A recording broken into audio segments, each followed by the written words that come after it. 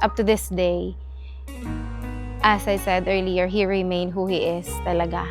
And he's really gentle sa lahat ng attitude ko. And he remained kind, and he remained loving to me. And he's consistent in everything that he do. Ito na yung araw. Yan, excited na ako dahil matutupad na rin yung isa sa mga pangarap mo, pangarap natin dalawa.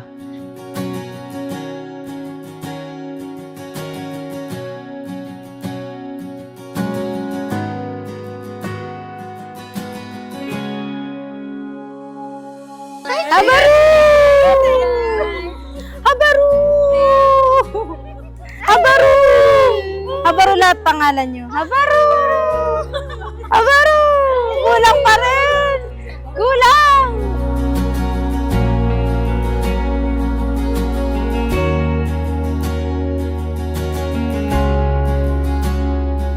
Maki ba yung gano'n?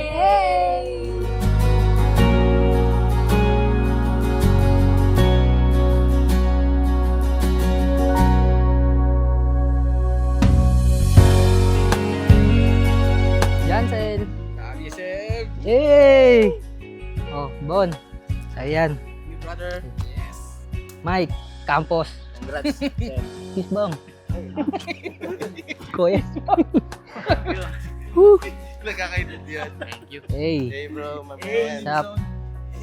Wow, may May barya. tagwawaan ka yan. You want?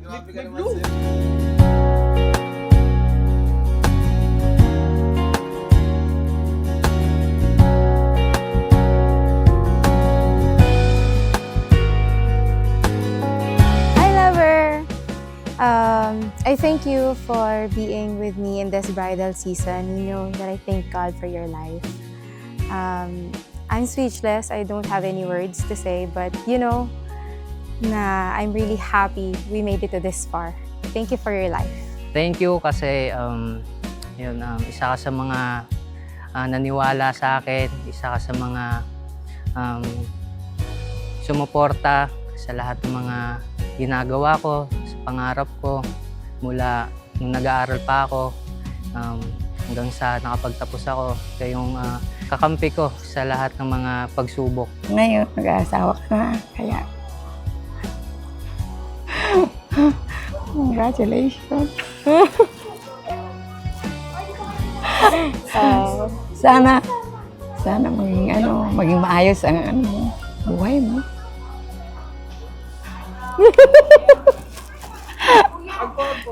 Iyak ko.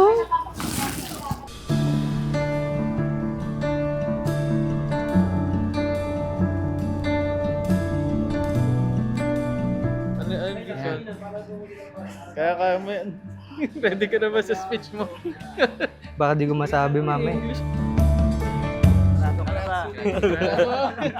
Salamat.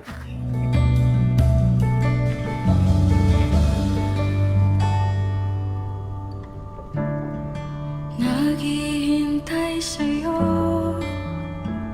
bawat paglipas ng araw. Binibilang bawat sandali na maaari na. Puso'y nananapik sa panahong darating. Jen, magbuo ka ng magandang pamilya, masaya, sagana sa buhay, kasama ang iyong mga anak. Dito lang kami, nagagabay sa iyo. Yun lang. Ano po? Love you. Kaya Sebastian and Jenny, on top of all the things na gusto nyong i-pursue as a couple, never ever put your relationship with God na your number 2. Your relationship with the Lord should always be number 1. Sa'yo lang ako iibig.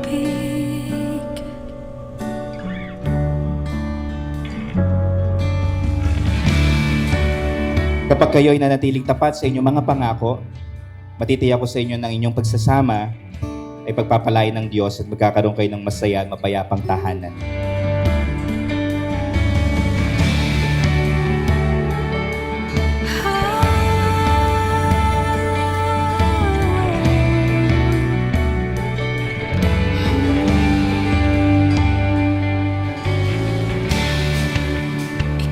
The three of them, Christ as the foundation of their love relationship, at yung dalawa nagre-rely dun sa love na binubuhos po ng Panginoong Hesukristo.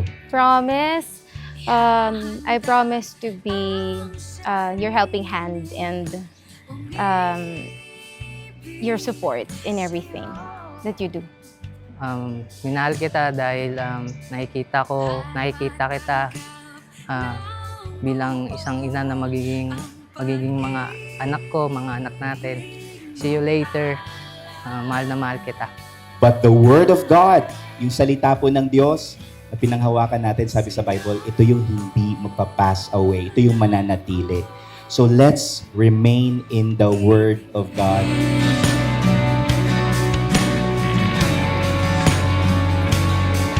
Sa'yo lang ako iibigin. Sa'yo lang ako itingin.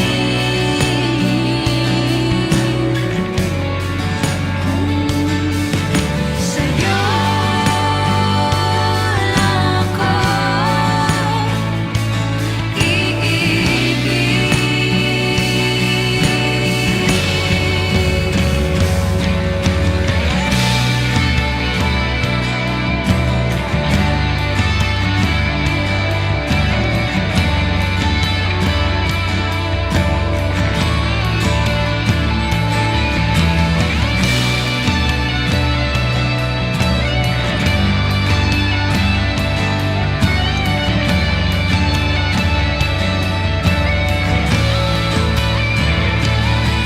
handa akong maghirap, handang masaktan basta't ika'y makasama sa habang buhay.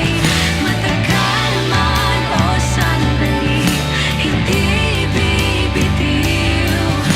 Walang magbabago sa aking pag-ibig. Handa akong maghirap, handang I love you.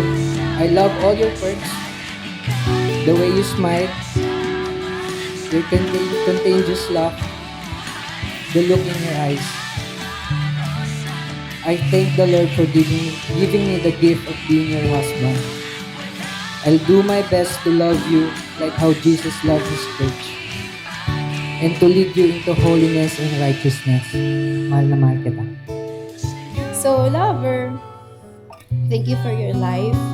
I can't thank Jesus enough sa greatness niya sa life mo, sa life ko, at sa life natin in the future.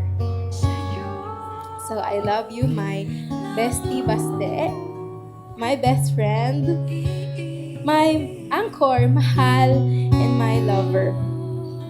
I vow to never make a sin whenever we're both stressed. I promise to choose you over and over again. And I promise to not forget my vow today and forever. Love you. ako iibig.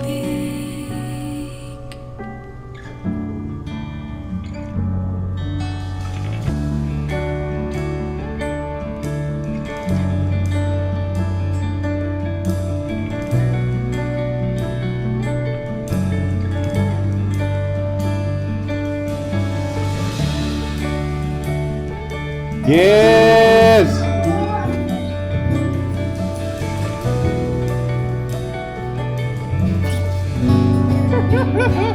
What you say?